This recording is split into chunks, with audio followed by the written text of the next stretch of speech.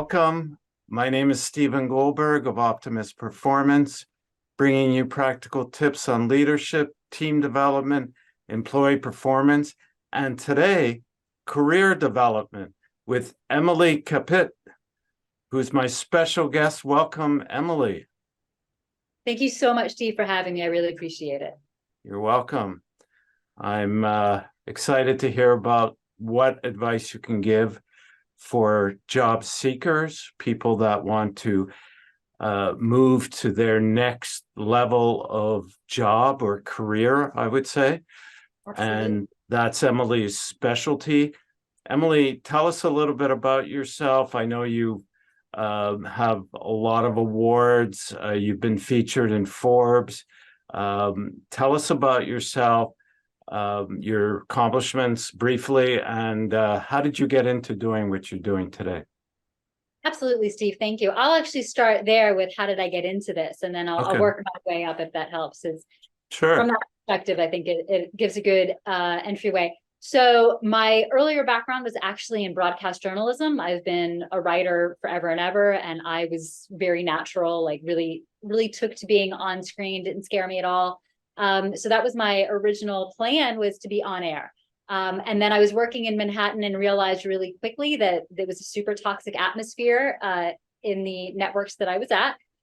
So I decided to go where I thought would be slightly less toxic, and I went and started working at an investment bank. Not less toxic at all, but it did really clue me into the idea that people were miserable where they were, whether they were in the broadcasting world or they were in the banking world or friends in the legal world or IT or marketing or wherever it was. And they just didn't know how to get out. So I figured I would be part of the solution and not the problem. So I left the bank I was at. I had done corporate communications as well as recruiting for that particular bank. And I left to go to grad school and got a master's degree in educational psychology. And to this day, that forms the academic backbone of what I do. I started Refresher Step 15 years ago with the original intention of helping, at that time, young professionals in mid-levels identify what it is that was holding them back and actually put together strategies and plans for clarifying paths forward. Now, because of my writing background, I also had a very strong innate understanding of resumes, and at that time, growing in popularity, LinkedIn profiles. So I was getting asked to also craft those and making sure that they were strong and polished, very high level, very distinctive, and would work with, at that time, a growing thing, the applicant tracking systems. So I ended up marrying the two sides of the business together.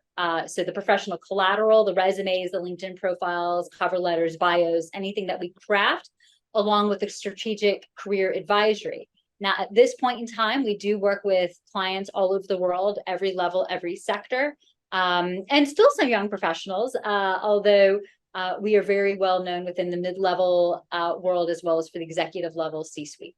And so we're working with clients on every manner of the professional assets, but also all the tips and strategies and plans they need to identify paths forward and actually execute.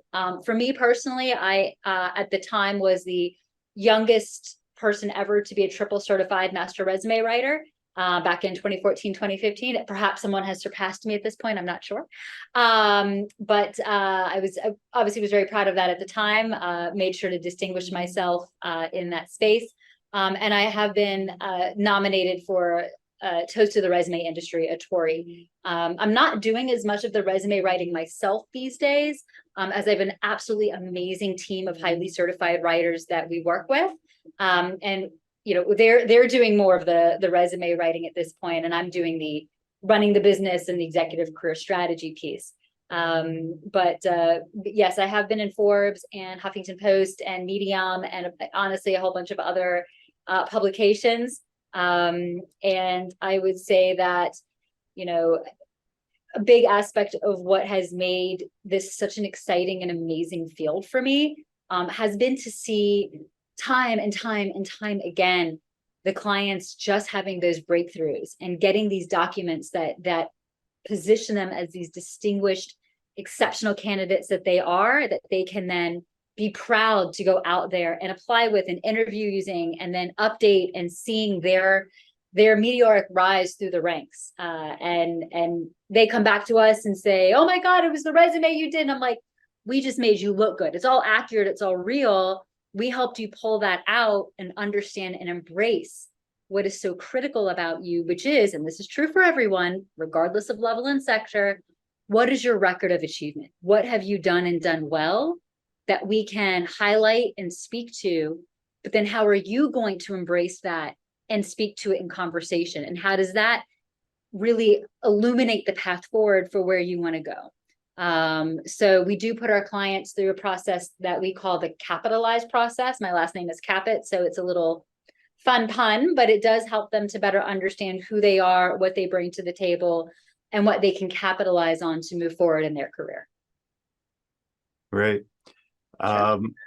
How would you describe your ideal or typical client that comes to you? How would you That's a describe great that? question. And I was actually asked that earlier today when I was on a call with a client. For us, like I mentioned earlier, we do work with clients, all levels, all sectors. What makes a client a good fit for us is someone who's actually ready to do the work. If you want someone who's just going to, take your resume and you're never going to talk to the writer could be based anywhere in the world, you're never talking to them, and you just want it to look nicer, that's not what we do, right? We are going to work with you to help you understand more about you. We're going to help you address major obstacles. Sorry, not my dog. I have no control over that dog. But we are going to work with you to better understand what your needs are and how we're going to craft strategy to move forward. Cool. And so why do they come to you? I mean, you kind of talked about that, but there's a lot of different services for writing. You can find freelancers on different platforms. So what differentiates you and well, I think you described, but yeah, why do they come to you versus somebody else? Like, what do they feel that you could do for them that's above and beyond what they can do themselves? Sure. I think one of the major things that we can do is, and I mentioned this earlier, we do marry the two sides, right? There are some amazing resume writers out there who also do the LinkedIn profiles and all the other collateral types. And then there are amazing career advisors out there. Rarely do you find the two together. And from my perspective, these two things are meant to be intertwined. They play off of each other. It's incredibly important that your documents are well prepared, but so is your job search strategy and your plan moving forward. And so what ties them all together is understanding that record of achievement. And so we have a whole worksheet devoted just to that. But so that's very unique to us. I would also say, and well, you didn't specifically ask about this does pop up and I'll bring it in. One thing that people will say, especially in the last several months, has been, well, what about AI? Can't I just use Chat GPT? And a huge thing that I always will be happy to talk to is Chat GPT is absolutely useful. Don't get me wrong. However, it's still not a person, and it still can't help you to dig deeper in a way that a person who has the skills and the know-how to actually ask the tough questions and help you see so much more about yourself. Chat GPT, as far as I know, cannot do that, whereas a highly trained professional really can. And that makes a big difference in this process. Okay. So when people come to you, is it because they were terminated? Is that more the situation, or they're just unhappy in their role or their company and they're looking for something that will appreciate them more or give them more opportunity for growth, career development? There's kind of like the two sides to people looking for work, which you tend to. The above. For us, it's definitely all of the above. What I say is people come to us in a crisis. Now, sometimes it's a crisis of one, sometimes it's a crisis of, my manager is toxic and I can't stand this person, I need to get out. And sometimes it's a little bit bigger. It's, my entire division was just, laid off because of redundancies and acquisition. Sometimes it's bigger than that. It's, my whole industry is going through a massive reorg that's been impacted by X, Y, and Z. And sometimes it's, the disaster that was COVID-19 that impacted the whole world, right? Hopefully we're not seeing any more of those ever. Well, We'll be ready. But regardless, it's people come to us in a crisis. Now, sometimes it's because that crisis is already actively unfolding, and other times it's they're being thoughtful and proactive, but they see it coming. And they're still feeling that like pressure situation that's bringing them to us ahead of a crisis. So either way, it's people dealing with something, a challenging moment, and wanting to handle it. Now, sometimes people will come to us a little late. They come to us 6 months too late, or they, their severance was for 3 months, so they decided to sit on their butt for half of that or all of that. And then they're like, oh, wait, I should probably get my stuff together to look for a job because I need to pay my rent, or whatever it might be. Regardless, it's people come to us when they're ready to make a change. And as I hinted at earlier, they're also ready to be a partner in the process. So I'm wondering, do you follow up and track what happens with the people that say you write a resume for, provide some career advice? Do you systematically track what happened? And sure, if that's you a great do, question. I will tell you that I have not done like formal tracking. However, they like to tell us. They like to come back to us and tell us. Oh yeah. I have entire like files and folders of just information from clients being like, I landed this new job. They said it was the resume that really set me apart, or they loved my LinkedIn profile, or I learned from you how to speak to my record of achievement. I couldn't have done this without you guys. Like, it is so common for the clients to come back to us. Now, sometimes I'll see it on LinkedIn and, the new, it'll say like this person is celebrating a new job, and I'll send them a message, and then they'll tell us on the back end how the process went. Or they just start sending all their family and friends, which is another way of positive tracking, right? So while I don't have that formal tracking in place, over the course of time, I've noticed that when your company is primarily referral based and word of mouth, that people are tending to move forward in their careers as was the goal. now you mentioned earlier about helping them prepare for an interview. What are some tips you can give to our audience for going through an interview? Absolutely. Preparing or going through it. Yeah. No, absolutely. So one of the biggest things that I like to tell clients is, and people do already know this, but we go deeper. We know that the interview process is a two-way street. Helpful to remind yourself of that going into it, but it is a two-way street. So you're interviewing them. You want to assess them. Is this the right company, the right culture? Have those parameters in place for what you're looking for, not just compensation and title. That's important too, but also, do they want someone who's in the office 5 days a week and you only want to be in the office 2 to 3 days a week? Is that your breaking point? Do they want someone who is available nights and weekends because it's that startup culture and that's what they're looking for, and that you're not available then? You have to know what your priorities are, what your parameters are, and be fine to walk away from a situation before you get hired and you're saying, no, this isn't right for me. The other thing I would say, and that's research, that's asking questions. The other thing I would say is, as you're going through the interview process, you're not just there to make yourself look good. You are. I mean, it's an interview. You want to put your best foot forward. You're there to gather intelligence, right?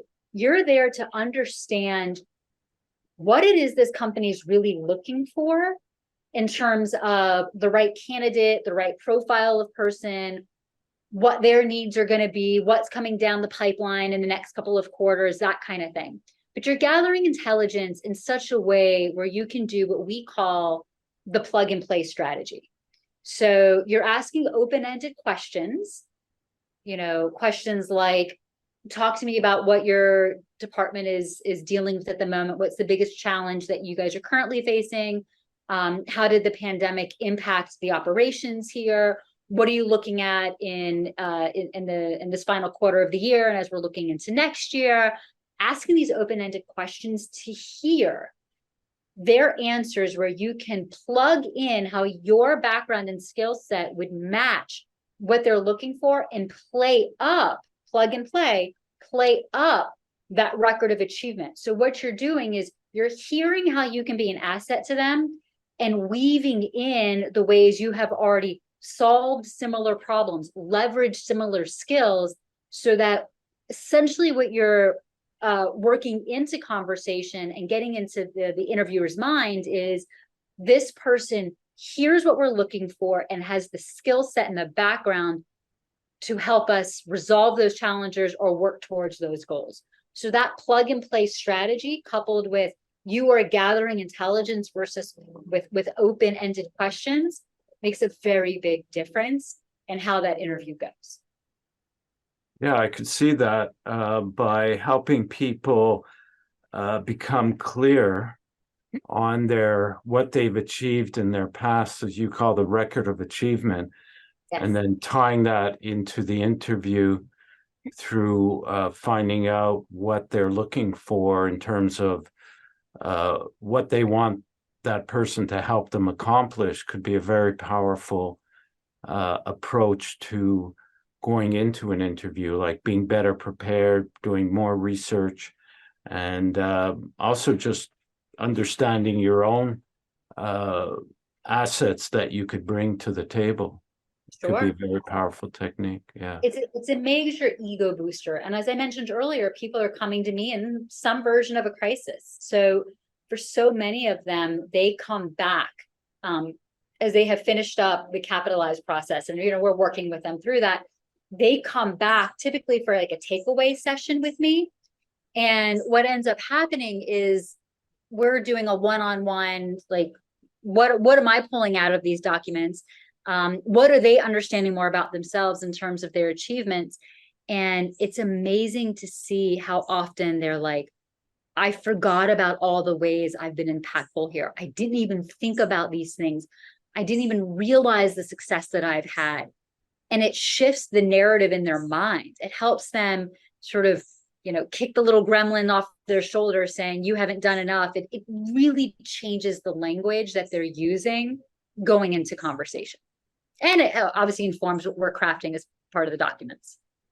Yeah, you used the word a boost of ego. I prefer a boost in confidence. It's nobody like somebody with a big ego, but everybody's looking for a confident employee, Sure. So, you don't want an egotistical employee. I see that. You do want someone who is aware of what their strengths are, know what their record of success is, and knows how they know what the company's looking for and how they can be helpful to the company. It just gets everybody start off on a better foot. It also helps the negotiation process. So we work with clients on that too. Yeah. So do your clients end up getting better pay? Very often, yeah. Yeah. Okay. Very often. Yeah.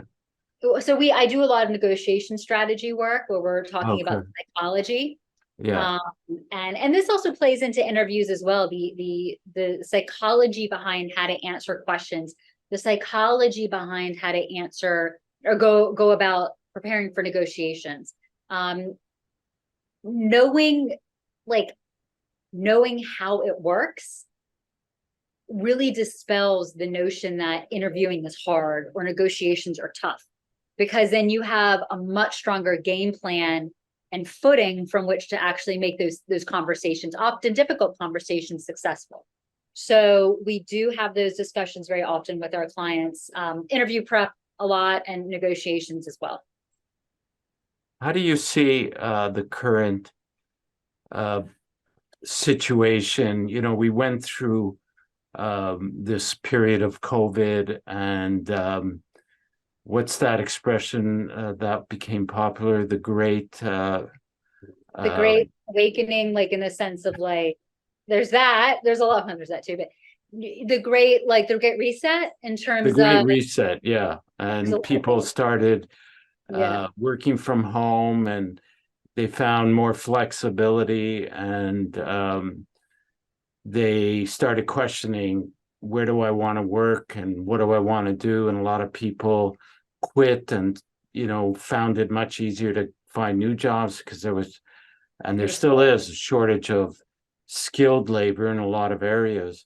sure. How do you see presently things compared to they were a year or two ago when we were going through COVID, like in terms of Sure. job opportunities and It's a great question. I mean, on a very wide basis, where we were 2 years ago was very different when there were so many jobs open and it was a much more employee market, whereas right now there are certain industries, as you said, that there's a shortage of skilled laborers. However, it's an employer market, and so employers get a chance to demand whatever it is that they want.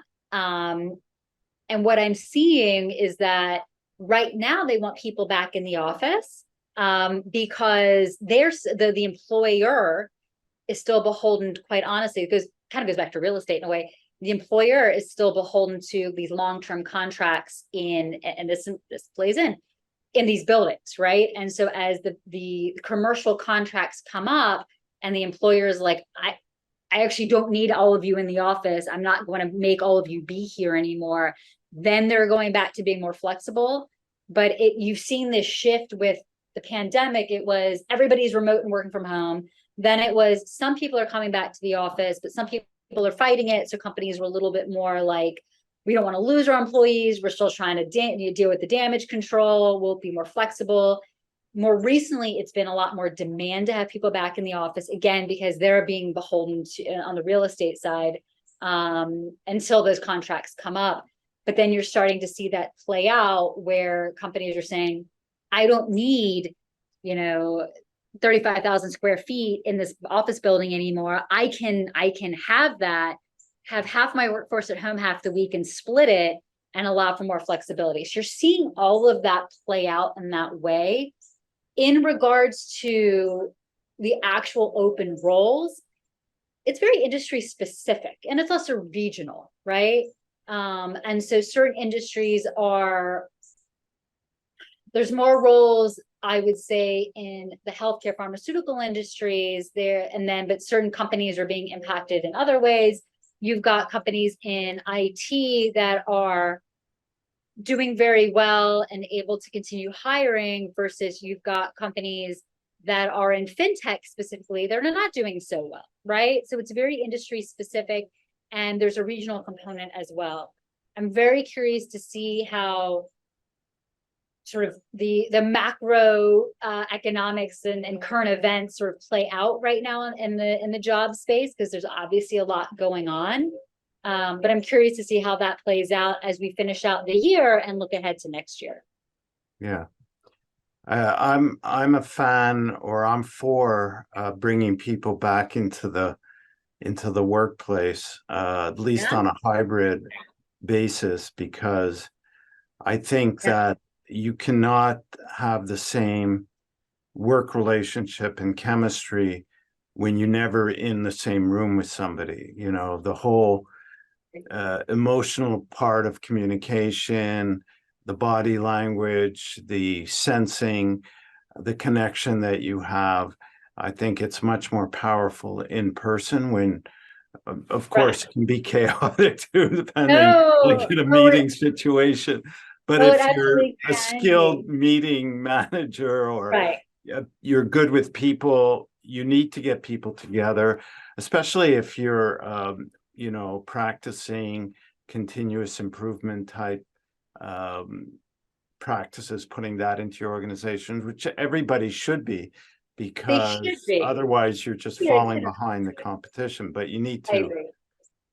from time to time, bring people around the I, table or whatever I and talk. see what's working best is hybrids. When people are demanding 5 days a week in the office, quite honestly, talent goes elsewhere, because they saw during the pandemic, they didn't need to be there 5. They're okay with 2 to 3 days a week.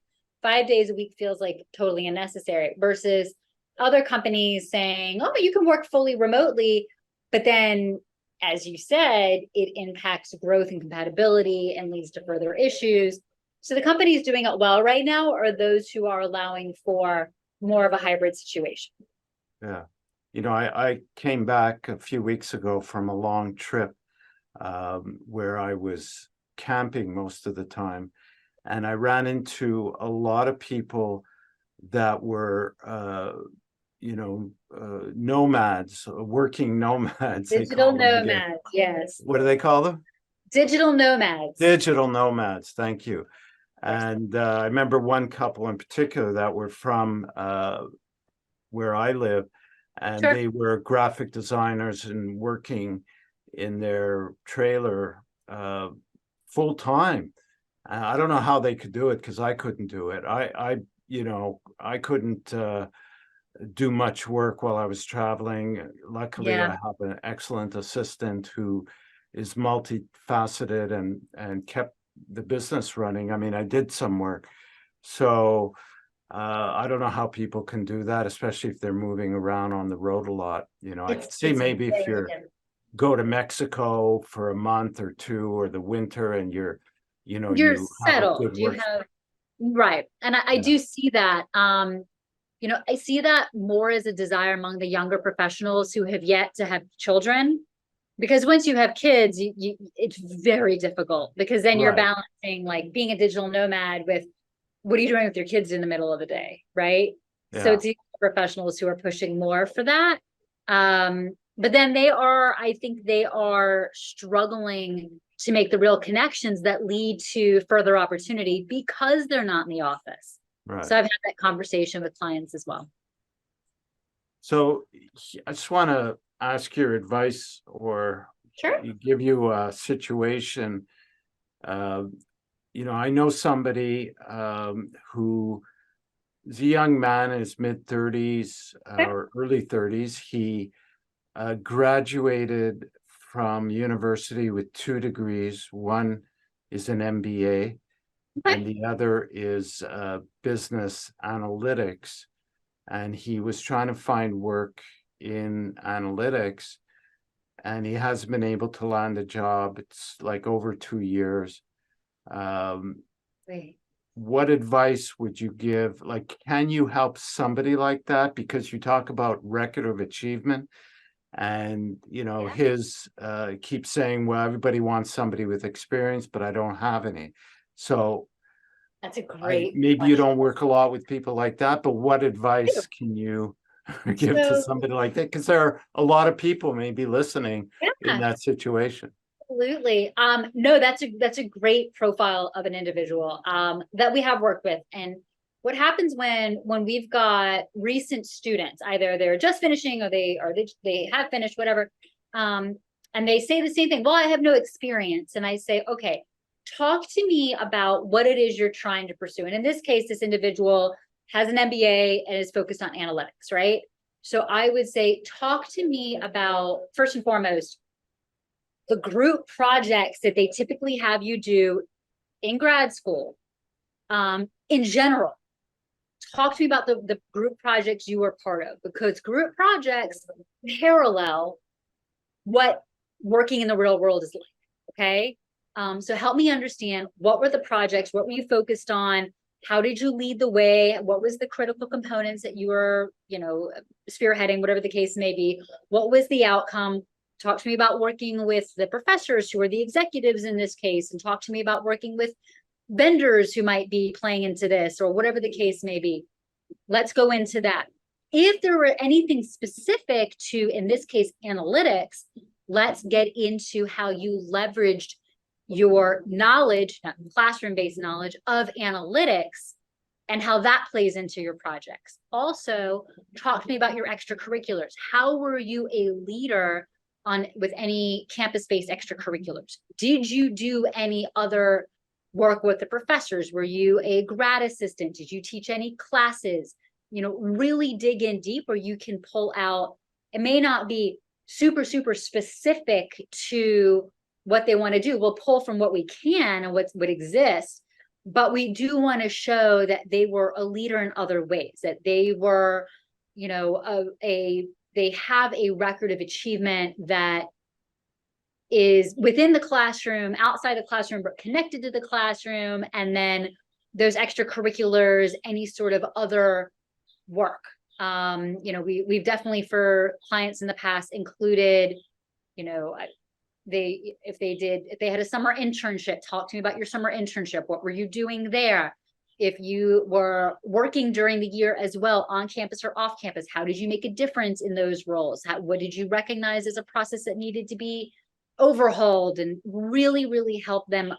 I see the ways that they have yet to see that they have made a difference, and show within the document that record of achievement, that pattern of excellence. Not all of it may pertain, but just demonstrating that you've been successful in other capacities lends itself to, and I'll be successful here too.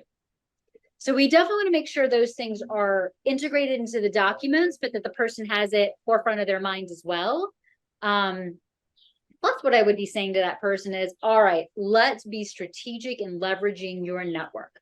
Your network right now is going to include all your professors, all of your classmates, anyone with whom you have built a professional relationship, and you need to learn how to have informational discussions to understand, even at the professor level, like what companies do you feel are doing well right now, given my background? You know, what are some organizations that you think I should be targeting? Do you have contacts there, and will you make introductions for me? The people who are falling behind are the ones who don't ask the very simple question, which is, will you make this introduction for me? Those who put themselves out just a little bit like that start to see their discussions pop up, and they're scheduling more of them. They're getting more real introductions made. They're having real conversations, and then they become an internal referral, which is how these roles are actually placed. So a lot that would go into that discussion with that individual, but like I said, somebody's got to come prepared to work with us, not just coast and let us do everything. Good. Thank you for that. Of course. So if somebody wants to work with you, what is the process? Sure. I would suggest check out the website, which may or may not be in the show notes. Refresh. No, it'll be there. It'll be there. So the link is refreshyourstep.com. Steve, if you want to include my email, it's emily@refreshyourstep.com. Okay. Connect with me there. What I'm going to do is I'm going to want to learn a little bit more about you. I'm going to connect you with one of my team members as well to go through a very comprehensive and complimentary consultation, just so we can learn about you. What is your background? What are your goals? What are the obstacles? What's bringing you to us right now? We'll then talk to you about our process, and then we are going to get working once we've gone through that onboarding. Everyone will talk to me and work with me and one of my writers. We build a team of support around you. And then we will go from there. But yeah, connect with us online, and then we'll get the conversation rolling. Great. So that first session is complimentary, you said. It is. It is an in-depth conversation, but it is complimentary. Very good. Is there a question I should have asked you that I didn't, that you'd like to? There is? Oh, is there a question you should have asked? That I didn't. All right, it's normally silent out here. No, we got in pretty deep. I would say that we got in pretty deep here. So I think we had a lot of good discussion. I'm always happy to answer additional questions though. Okay. Well, I think we pretty much covered everything I wanted to ask you and learn from you. And if anybody has a question for Emily, again, you can email her, look in the show notes or description of the video below, or go on her website. You can request a free consultation. If you're thinking of or wanting to switch jobs, find a new career path, Emily can help you. Thank you very much, Emily. It was a great conversation. I think it's a hot topic, and I think what you're offering is really needed in the workplace for people to stand out and just recognize, I like that whole idea of record of accomplishment to, it's definitely going to help boost people's self-confidence. And the more confident you are, the more you're able to articulate and show that, you bring whatever it is that's on paper to the situation. So I really like that. Thank you for sharing that. Thank you very much. So for anybody new to the channel, if you haven't already subscribed, do so now. Turn on notifications so you get news of new videos and other guest interviews like this. Thank you again, Emily, for joining me today. My pleasure. And for everyone, we'll talk again soon.